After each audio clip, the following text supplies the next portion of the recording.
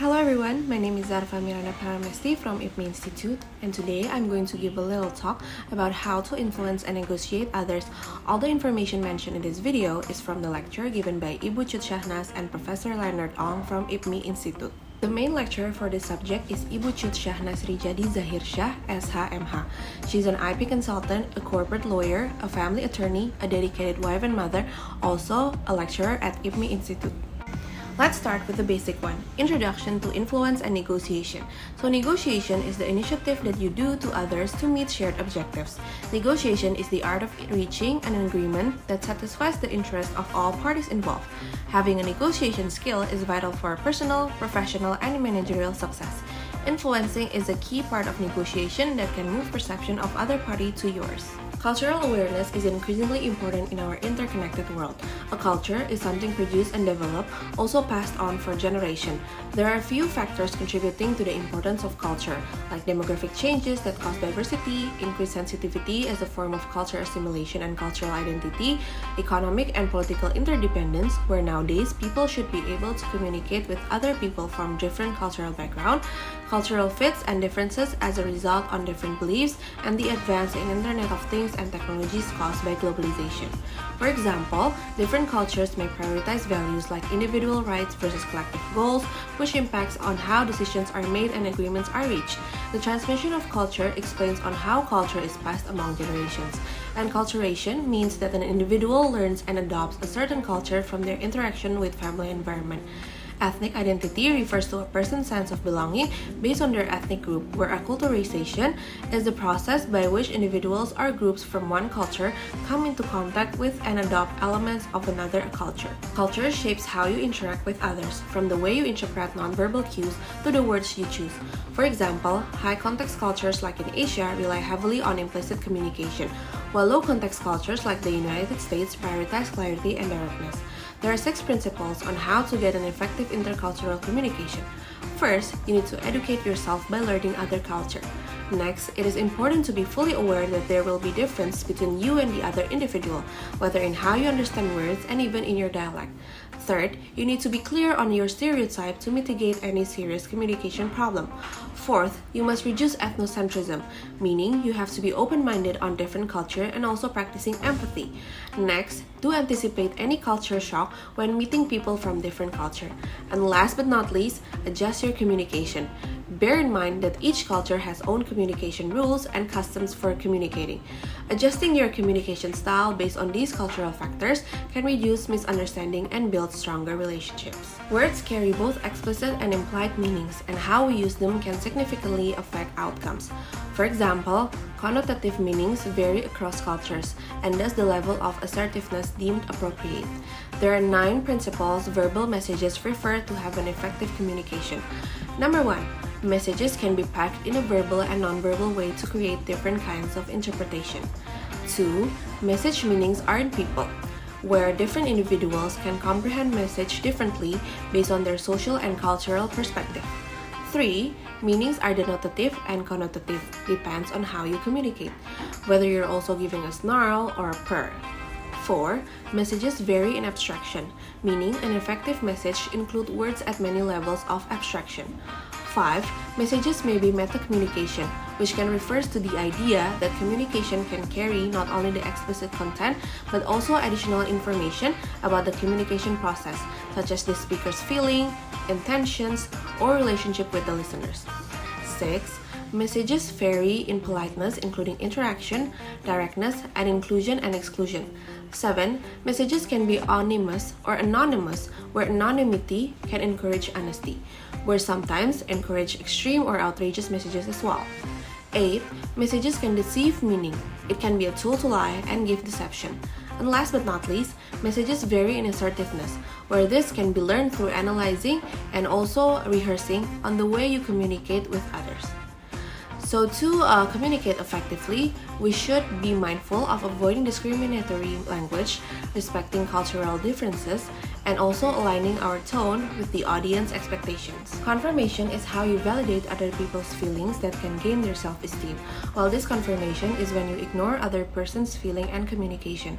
Verbal messages are deeply intertwined with issues of racism, ageism, heterosexism, sexism, and cultural identifiers because language can either perpetuate or challenge societal biases and stereotypes. Effective verbal messaging is crucial for successful communication in both personal and also professional settings. It directly impacts the clarity, tone, and reception of information. A few tips that you can do is to avoid allness, meaning you seem to not know it all by adding etc. at the end of your sentence. Avoid fact interference confusion. Avoid discrimination by not forming a stereotype. Avoid polarization by including all possibilities. Avoiding the word either is unnecessary situations. And avoiding static evaluation, meaning everything is in constant state of flux. Listening goes beyond hearing words. It involves truly understanding and responding to the speaker.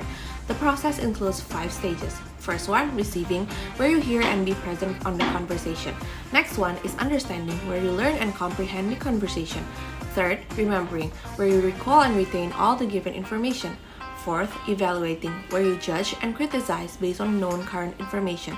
And 5, which is responding, where you answer questions if any and give feedback as a room for improvement. A very common barriers include physical and mental distractions like noises and multitasking, biases and prejudice, and having closed-mindedness, discrimination to a certain community including being racist, heterosexist, ageist, even sexist, lack of appropriate focus, premature judgment, and also using hearing impairment.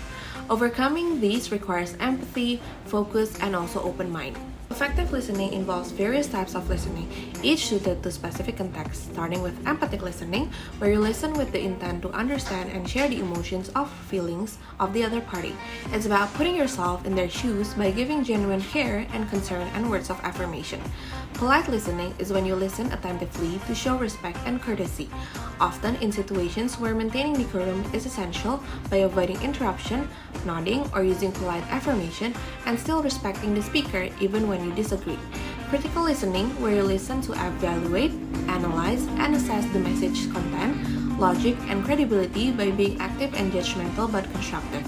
Also, active listening, where you listen with full intention and engagement, aiming to understand the other party's message completely. You can do paraphrasing and also asking questions for clarification. Listening behaviors vary widely across cultures and genders. The culture of listening can include the language and speech you use, the nonverbal behaviors you show, and the feedback that you give after every conversation. For example, women are often more supportive in their listening style, using cues to build rapport, while men may focus on solving problems or dominating conversations. By being aware of these tendencies, you can adjust your listening approach to enhance mutual understanding and also collaboration. Power is the capabilities negotiators can assemble to give themselves an advantage or increase the probability of achieving their objectives. In principle, power is asymmetrical, meaning having a big crowd of social media can create a bigger power for you. Power can be shared, meaning if you empower others, you actually grow in power. Also, power generates privilege, meaning if you have power, you can get privilege in communicating what you want.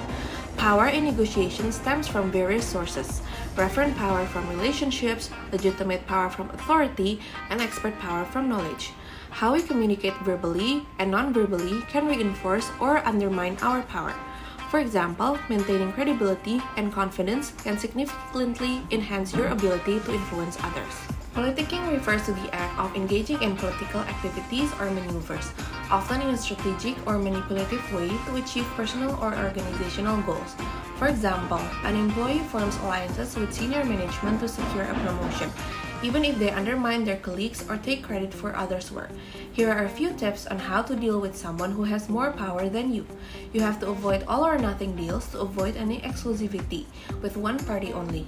Second, diversifying engagement, where you aim to build multiple relationships and engage in multiple engagement within entity. Third, establishing progress through step-by-step agreement through building momentum in deals. Fourth, you need to harness rivalry to strengthen your position by giving the power of a BATNA to offer to the higher power party. Fifth, you need to leverage information as a strategic advantage by seeking out information that can strengthen your negotiation position to fully persuade the other party. And last but not least, using thoughtful questions to uncover key insights by asking diagnostic questions. Persuasion is about aligning beliefs and actions to achieve a desired outcome. It involves understanding the audience motivation and using logic, emotion, and credibility to support your argument. Three main theories of persuasion includes cognitive, in a form of tension that occurs when your belief doesn't align with your behavior. Inoculation theory explains how people can be made resistant to persuasion or influenced by exposing them to a weakened version of the arguments or challenges they are likely to encounter. And ACE theory, or ACE theory, which is using appropriateness, consistency, and effectiveness to respond to an argument. The 6 stages of persuasion, from building credibility, interest, comprehension, agreement, action to reinforcing the message, guide you in crafting compelling narratives for you to tailor your message at each step, ensuring the persuasion efforts are targeted and effective. Remember to avoid word of caution or manipulation when dealing with others. To stand up against manipulators, you need to be clear, think substance, doubt the trust, know your source, and prioritize other needs. Manipulators, as a form of nonverbal communication, can both enhance or hinder the effectiveness of a presentation depending on you. Delivering an effective presentation requires preparation, confidence, and engagement. You can start by researching your audience and practicing thoroughly. During the presentation, use anecdotes and visuals to maintain interest and conclude with a clear summary. Afterwards, evaluate what went well and identify areas for improvement. By employing strong presentation techniques such as rehearsing, maintaining eye contact, and practicing purposeful gestures, speakers can manage or replace manipulators, ensuring that their message is delivered with clarity and confidence. Negotiation follows a structured process, preparing by gathering data and understanding your strength. Proper preparation sets the stage for a successful negotiation by ensuring you are well informed and ready for discussion. Setting ground rules for the discussion, a positive and professional opening fosters trust and reduces tension. Clarifying position ensures that the negotiation addresses underlying needs, not just a surface-level positions.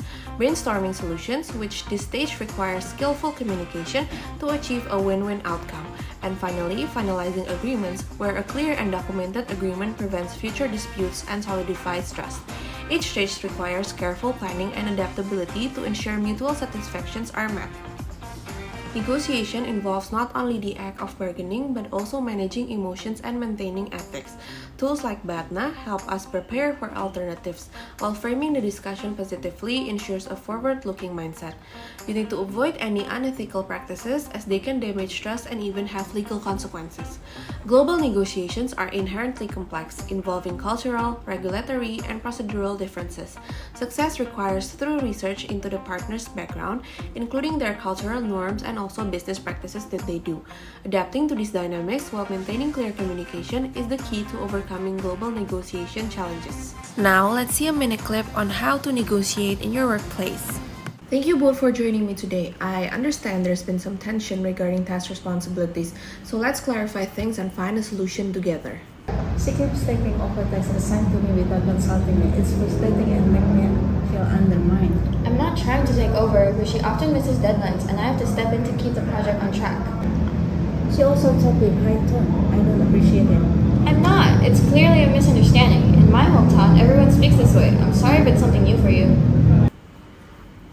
I hear both of your concerns. Alpha, you feel undermined, and Aura, you're stepping in to ensure deadlines are met. Let's discuss how we can avoid this in the future.